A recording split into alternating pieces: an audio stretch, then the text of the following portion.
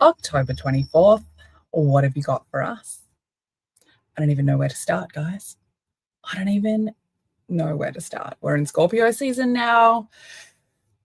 It's kicking off. Okay, so massive day.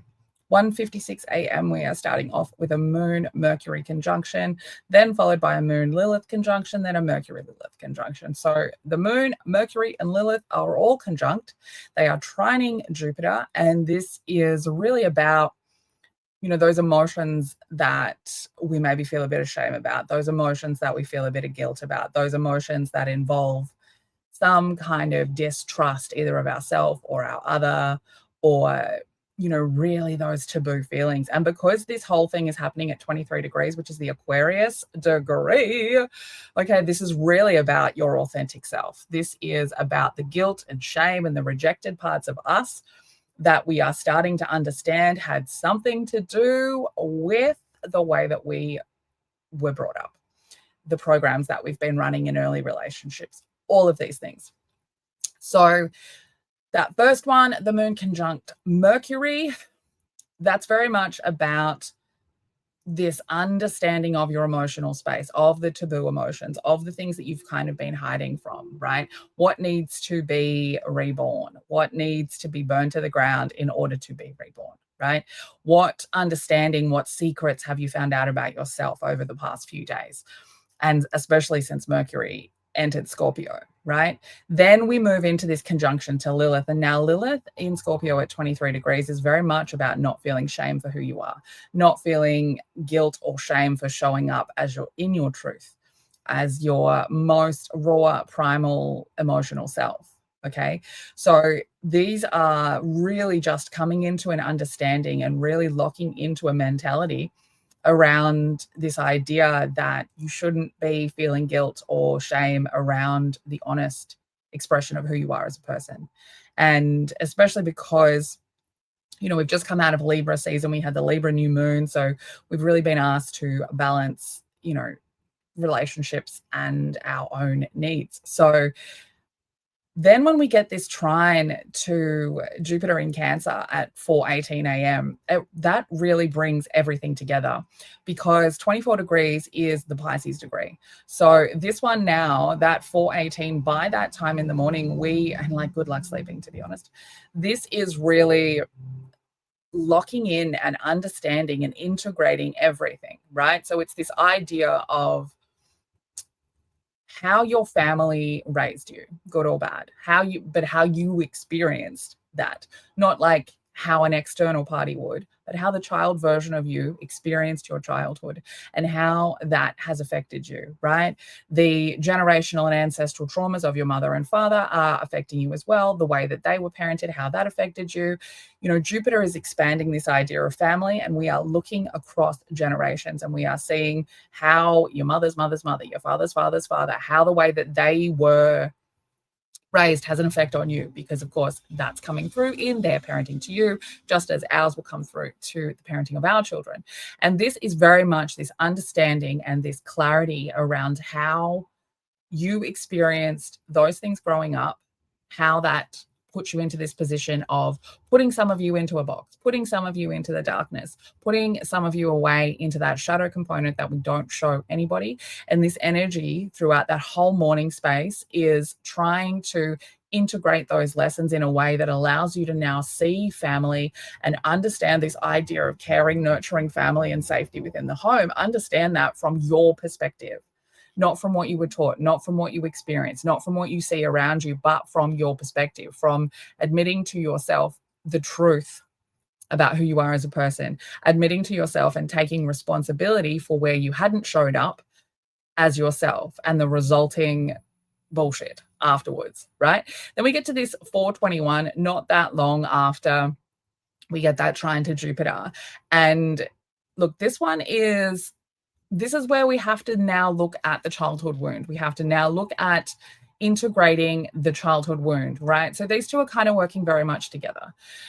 The trine to Jupiter is expanding our idea of family so that we can change it, so that we can understand it from the past. The aspect with Chiron, these are like they're in conjunct, right? So this is like a quincunx is being in conjunct. So it's the opposite, right?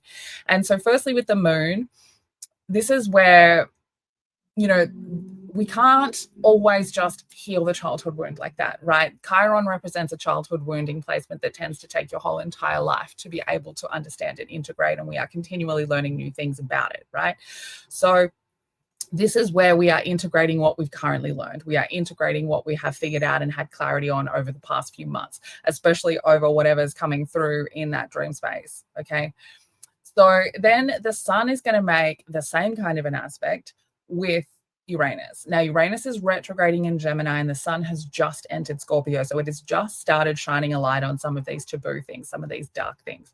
And this Uranus in Gemini is coming in the retrograde to have you kind of revise how you see things.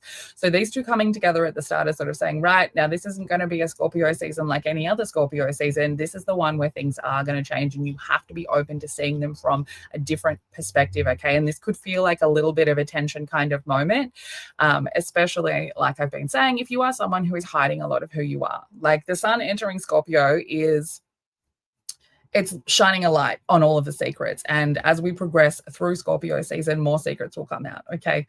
You can trust me on that. And then we get to 7:38 a.m., right? So we might be awake by this kind of a time, right? Now, this one, the moon in Scorpio, Saturn in Pisces, still retrograding, right? 26 degrees, the Taurus degree. So this could be a bit of a stubborn energy, but it is trying to lock something in regards to what makes you feel safe and abundant and, you know, like you're safe and secure enough to love and be loved, right? Like you're being seen, okay? And so this is like making sure that you are locking in and understanding how, right? Because we're in a retrograde, so there is still a revision kind of an energy to Saturn. And this is really about making sure that the inner belief system that you are going to be moving forward with when Saturn goes direct, which will be on the 28th, right? Saturn will go direct on the 28th of November. And once Saturn goes direct, you want to be making sure that the rules, structures, and the inner belief system and the way that you've chosen to really turn all of your knowledge about yourself into wisdom, that is what you are moving forward with, okay? So this aspect is really asking you to, from that point of now we know emotionally what we need, what we want, right? Making sure that is where we are creating this inner belief system from, this inner kind of rule structure from, that we are aware and we are taking responsibility for the work that it might take to be able to lock that in, okay? Now, mental health warning, Jupiter squaring Chiron at the Pisces degree. This is huge. Okay, call in sick if you're someone who's experienced a lot of trauma within your family that you haven't worked on, okay? Because this is Jupiter going to expand everything it touches, right? So it's expanding the idea of family as we try and integrate these things that we've had clarity about that earlier on in that morning, right? But the square is creating this inner friction. It's going to put obstacles in your way. It's going to be providing some kind of moment of tension. Could be a fight within your family, could be like quite literally telling your parents to go get, like it could really be a breakdown of a family space, a family environment, and it could just be an all-out fight for this aspect, okay? Because this Chiron retrograding at 24 degrees of Aries, it's trying to overcome traumatic situations within childhood that affected your identity. And so this massive square could be quite loud.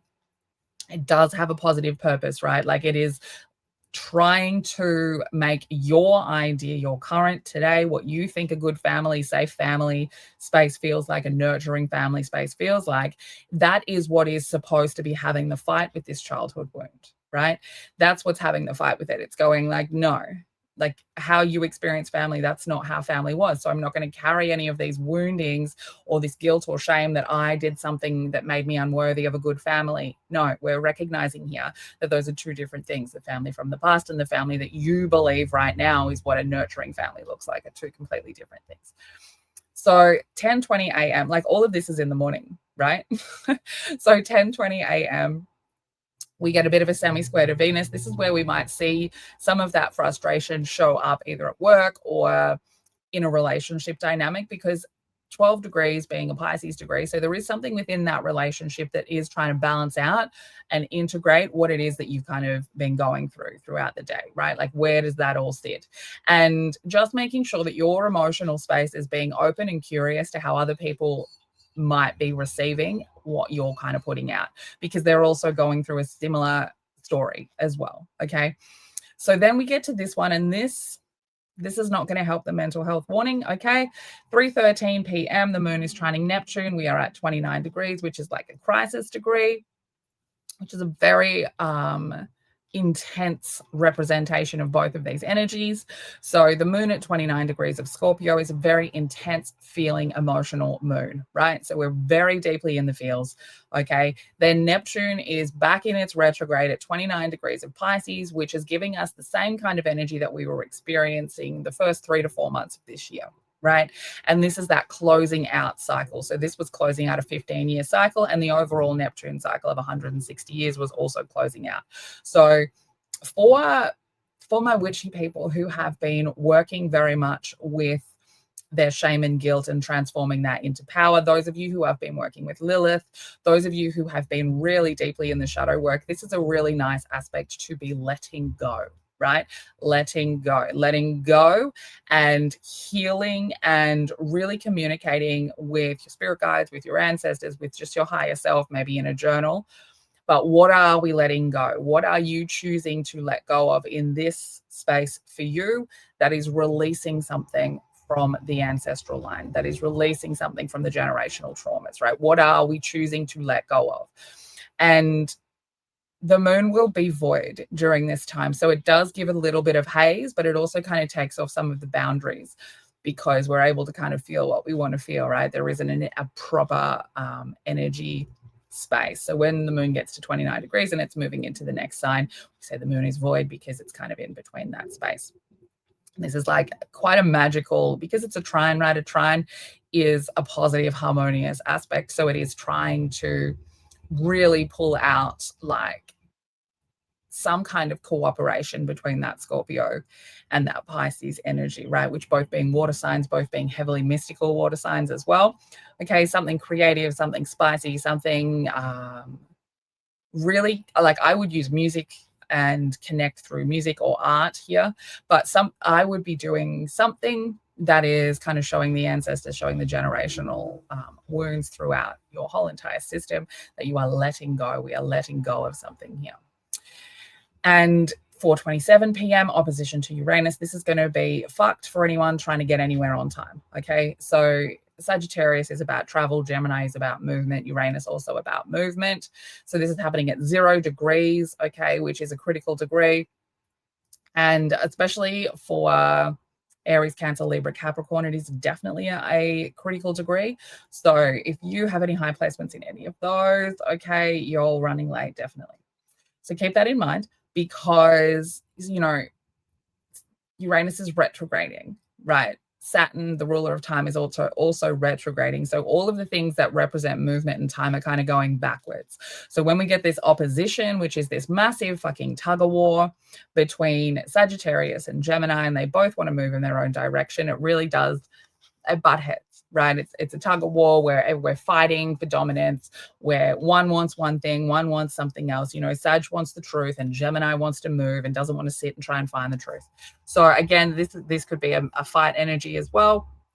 And then we get like this need to let go of something, right? We need to let go of something from that childhood wound space, because otherwise we're not going to be able to move forward, right? So something within your childhood wound space, right? Something that you're holding on to within that space needs to be let go of, because that opposition to Uranus says that you're not seeing it in the right perspective. You're not being curious enough. You're being too stubborn. You think you know, but you don't. You need to be open-minded in order to go with the flow and let go of whatever this internal belief is that's still coming from a childhood wound. And then we get to 5:33 p.m. and we get like a weird kind of fuzzy aspect between the sun and the moon. And, you know, they want to work together. They want you to be open-minded, but it's really hard to kind of see clearly through a semi-sextile aspect. And of course, Scorpio and Sag, they've got a lot of things in common, but they are quite different, okay? Scorpio, you know, it doesn't trust people. It recognizes that everyone has secrets. Sagittarius knows that, but it knows that there's truth in those things. So it'll go on the journey, whether it's dark or light. Okay.